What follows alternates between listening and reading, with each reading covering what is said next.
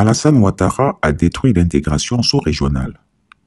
J'avais prévenu tout le monde que la fraternité qui régnait dans la sous-région allait être détruite par le manque d'intelligence politique d'Alassane Ouattara, de son ego surdimensionné et surtout par le fait qu'il se croit empereur et seigneur de la sous-région ouest-africaine.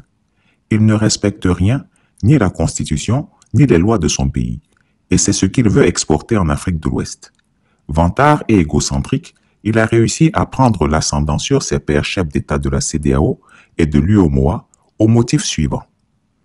Tout d'abord, il est le seul chef d'État à avoir un PhD in Economics des États-Unis.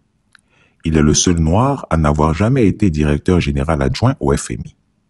Il est le seul à avoir été gouverneur de la BCEAO. Il a financé, grâce au cacao ivoirien, les campagnes électorales de la plupart de ces chefs d'État qui lui sont redevables. Il est le doyen d'âge et surtout, il est l'ami de son petit-fils Emmanuel Macron. Grand manipulateur et menteur compulsif, il effraie les autres présidents en leur susurrant qu'il a l'oreille de la communauté internationale et que si un pays veut un appui budgétaire de ces grandes puissances, il est l'intermédiaire idéal car celle-ci ne lui refuse rien.